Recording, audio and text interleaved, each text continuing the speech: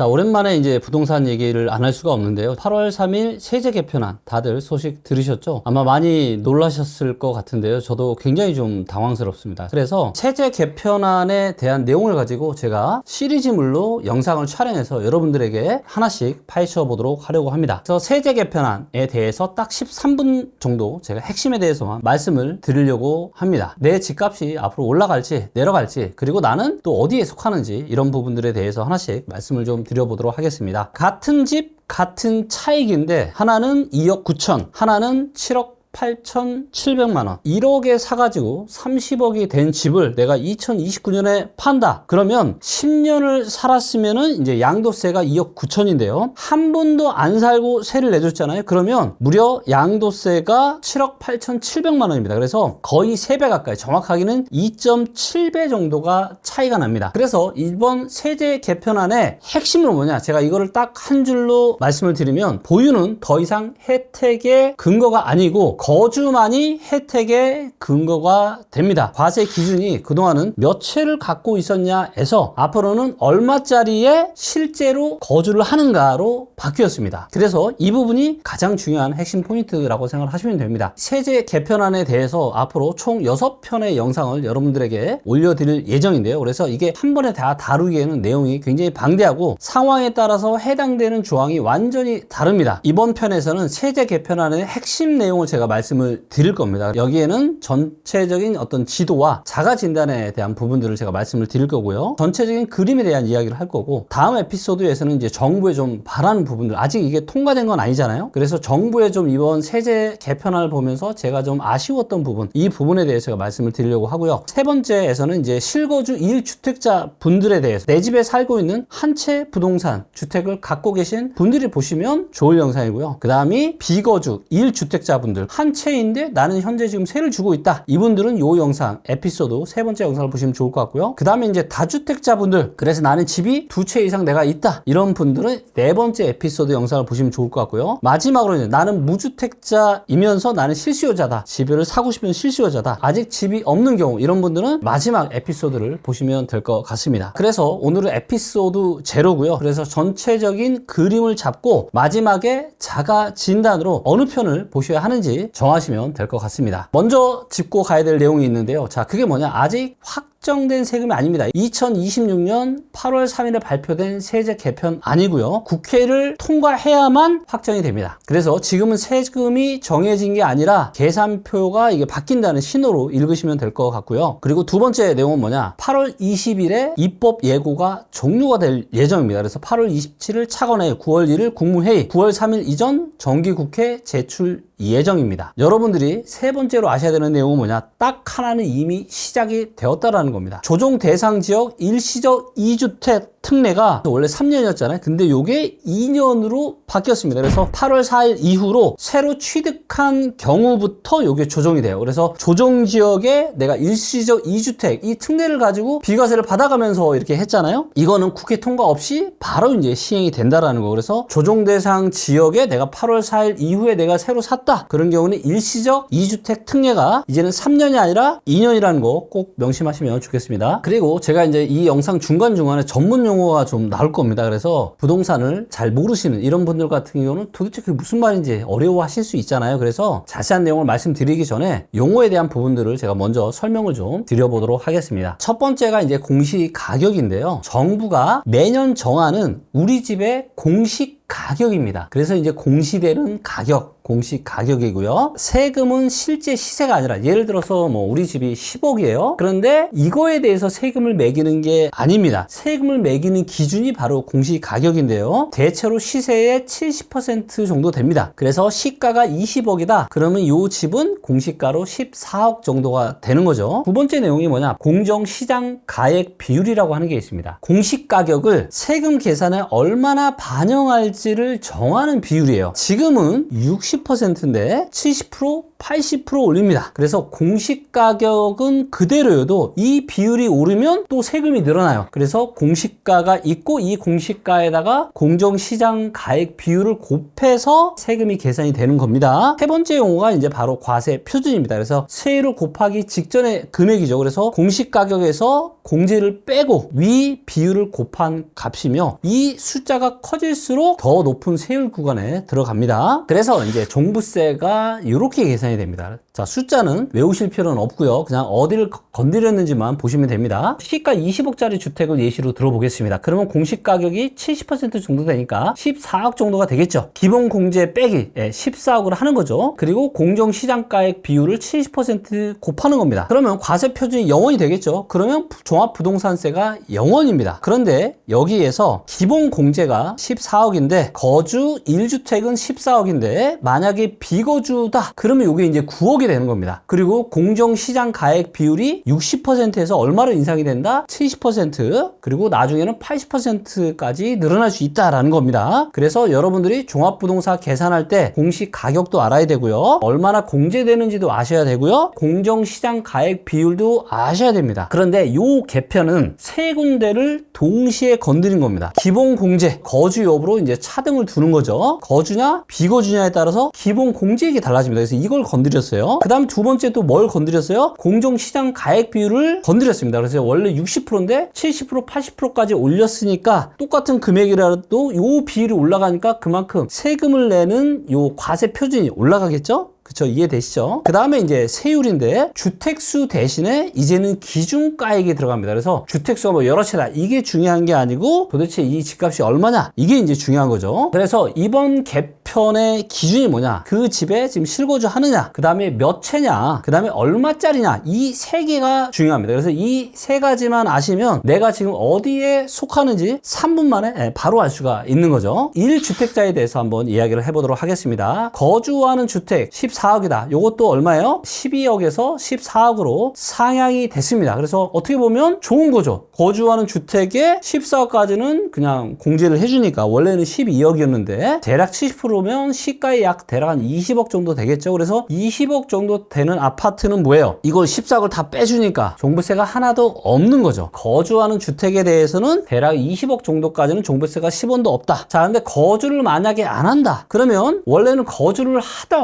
하지 않던 12억이었던 게 거주를 하면은 14억을 빼주고 거주를 안 하면 9억만 빼주는 걸로 바뀐 겁니다. 거주를 안 하는 주택에 대한 종합부동산세가 당연히 늘어나게 되겠죠. 다주택자분들 집이 만약에 여러 채 있다. 다주택자의 경우에는 4억에서 9억까지만 공제를 해줍니다. 그러니까 집이 여러 채 있으면 공제를 많이 안 해주는 거죠. 10억짜리 두 채 중에 한 채를 거주한다. 그러면 이제 대략 한 6억 5천 정도. 그 다음에 세 채 중에 내가 한 채를 거주한다. 그러면 약 5억 7천 정도를 공제를 해주는 거고요. 만약에 내가 한 채도 안 산다 그러면 4억 공제, 그래서 가장 작게 공제를 해주는 겁니다. 다시 한번 말씀드리면 1주택은 거주 여부로 14억이냐 9억이냐로 갈리는 거고요. 다주택은 사는 집의 값이 가지고 있는 이 주택의 전체에서 차지하는 만큼만 더 받는 겁니다. 또 양도세 공제가 통째로 바뀌는데요. 1주택 공제율은 보유 4%, 거주 4%. 요게 이제 현재인데 27년에는 현행 유지가 돼요. 그런데 28년에는 거주 6, 보유 2. 자, 근데 29년부터는 어떻게 바뀌어요? 거주 8만 있습니다. 이제 보유하는 거 별로 중요하지 않다라는 겁니다. 그래서 약간의 유예 기간이 있지만 거주해라라는 거죠, 거주. 그래서 거주를 하는 1주택한테 가장 많은 혜택을 주겠다라고 하는 겁니다. 그 다음에 이제 공제율, 최대 공제율이 있는데 요거는 이제 80%, 80%, 80%, 80%. 전혀 변함이 없죠, 이거는. 공제 한도는 27년까지는 없고요. 28년에는 이제 20억 원, 29년부터는 이제 10억만 최대 공제를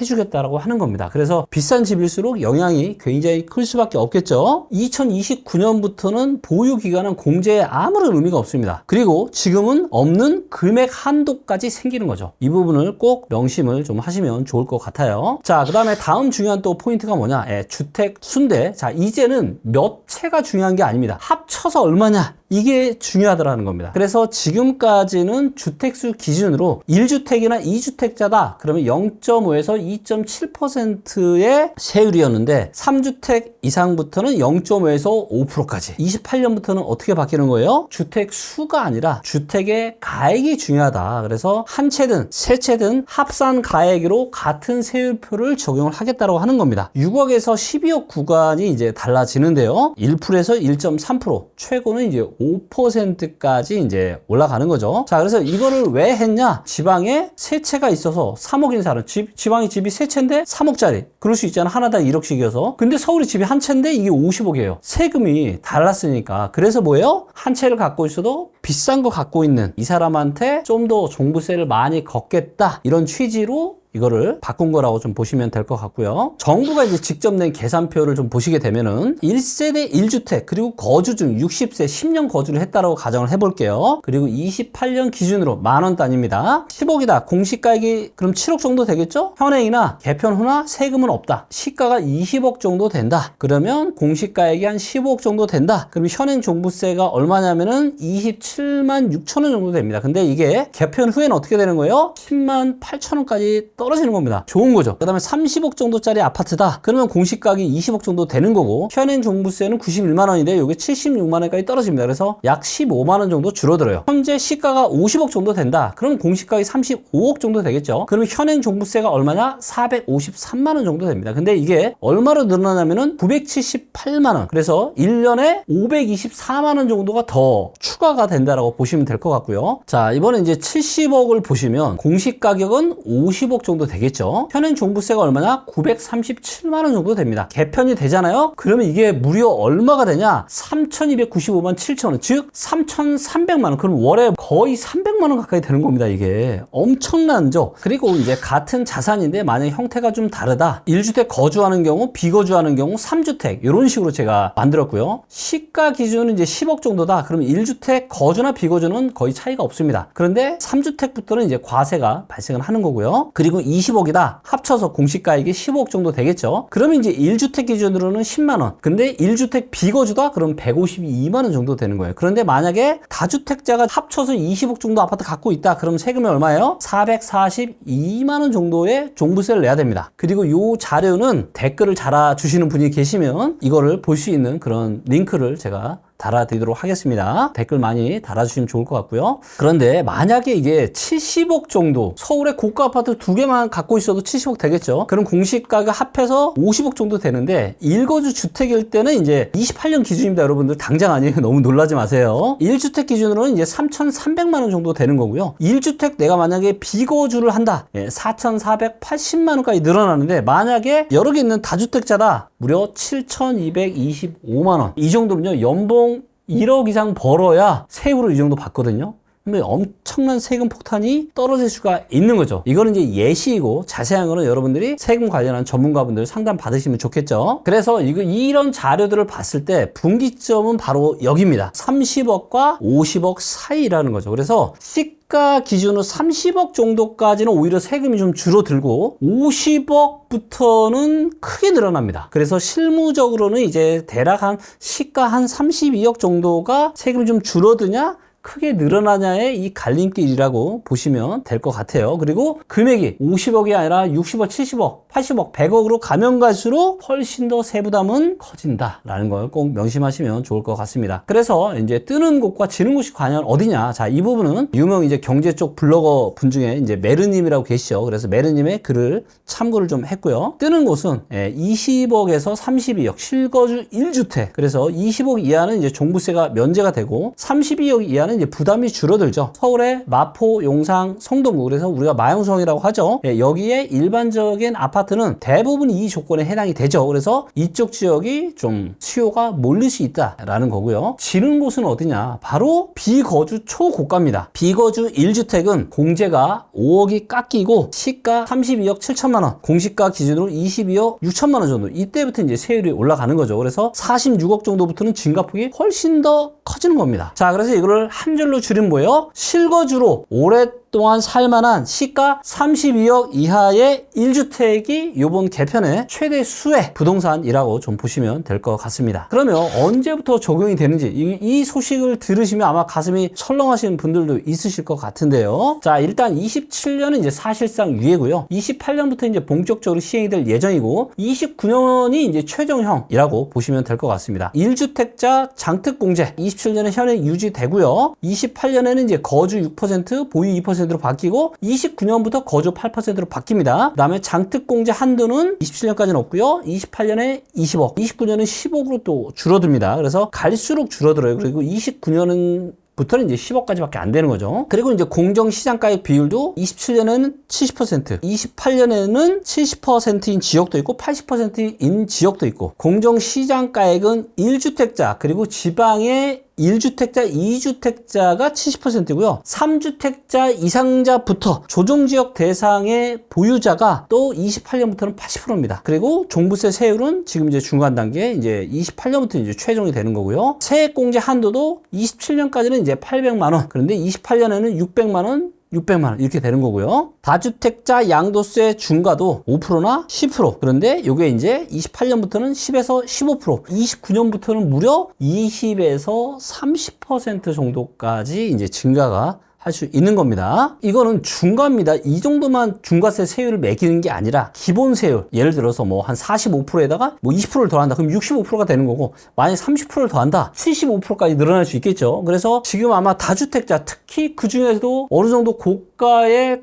조정지역에 다주택을 갖고 계신 분들이라면은 아마 머리가 지금 굉장히 복잡하지 않을까. 아, 빨리 팔아야 되는 거 아닌가. 이런 생각들을 좀 하실 수 있으실 것 같아요. 그러면 나는 과연 어디에 속하냐. 이거는 질문 3개면 끝납니다. 그래서 이 질문에 여러분들이 답을 하시잖아요. 그러면 이 시리즈에서 어떤 편을 봐야 하는지 딱 정해집니다. 3초 자가 진단입니다. 첫째, 집이 있냐? 집이 없다면 5번째 에피소드. 그래서 무주택 실수요자 편 보시면 되고요. 그리고 만약에 그 집에 살고 있습니까? 살고 있지 않다면 또 에피소드 3번째, 비거주 1주택 편을 보셔야 되고요. 이번 개편의 1차 타겟이고 가장 급합니다. 자, 그리고 몇 채냐? 2채 이상이면 에피소드 4번째, 다주택자 편을 보시고요. 한 채이고 나는 거주 중이다. 그러면 에피소드 2번째, 실거주 1주택 편을 보시면 될 것 같습니다. 그래서 차례차례대로 제가 영상을 올릴 테니까 거기에 해당하는 영상 집중적으로 좀 보시면 될 것 같고요. 일단 오늘은 핵심 종합 정리라고 좀 보시면 됩니다. 이제는 한 장으로 보는 전체 지도를 한번 말씀드려 볼게요. 가로는 내 상황입니다. 세로는 우리 집 시세예요. 내가 실거주 1주택이냐, 비거주 1주택이냐, 다주택이냐, 무주택이냐, 시가가 20억 이하냐, 20억에서 32억이냐, 32억 초과냐. 그러면 25 이하다, 실거주 1주택이다. 그럼 종부세가 사라집니다. 그리고 비거주 1주택이다. 그럼 9억 초과분에 대해서만 과세를 하는 거고요. 그리고 다주택은 합산 과세입니다. 그리고 20억에서 32억 사이다. 그럼 실거주 1주택도 세금이 줄어요. 32억은 세금이 부담이 증가하지만, 그리고 비거주 1주택은 20억 이상부터 부담이 증가하는 거죠. 32억 초과부터는 부담이 증가가 아니라 급증을 합니다. 그리고 다주택자 같은 경우도 20억 이하는 합산과세고, 그리고 20억에서 32억 정도 된다. 그러면 이제 부담이 증가하고, 다주택자도 마찬가지로 32억을 초과한다. 이제 부담이 급증하는 겁니다. 이런 식으로 에피소드 2번, 3번, 4번, 5번 각각의 나는 어디에 해당하는가를 판단하시면서 나중에 해당하는 에피소드를 보시면 좋을 것 같아요. 그리고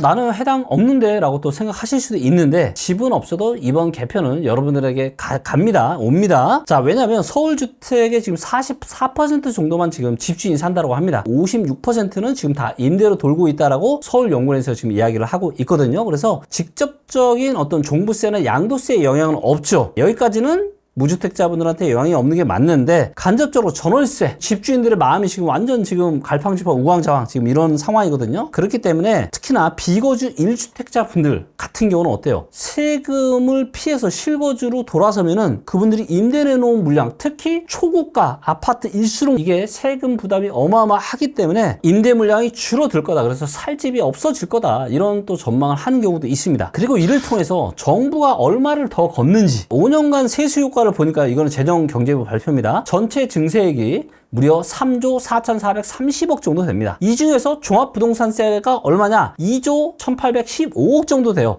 그래서 전체의 63% 정도가 종합부동산세로 거치는 겁니다. 이번 세제 개편의 핵심이 뭐라는 거죠? 종합 부동산세라고 볼 수가 있는 거죠. 그리고 또 한편으로는 서민이나 중산층은 감세를 해주겠다. 그래서 1조 2258억, 총 구별 8,900만 원 이하. 하지만 임대 물량이 줄어들 거기 때문에 전월세 부담으로 다가올 수 있다라는 거죠. 그래서 참 이런 부분이 제일 좀 아쉽지 않나, 그런 생각이 좀 듭니다. 마지막으로 여러분들이 오늘 꼭 기억하실 내용에 대해서 말씀드리고 마무리하도록 하겠습니다. 첫 번째는 보유가 아니라 거주라는 거예요. 그래서 29년부터는 몇 년 갖고 있었느냐는 공제에 아무 의미가 없다는 겁니다. 몇 년 살았느냐만 남습니다. 두 번째, 분기점은 바로 시가 30억에서 50억 사이입니다. 그래서 30억까지는 오히려 줄어들고 50억부터 크게 늘어나는 거죠.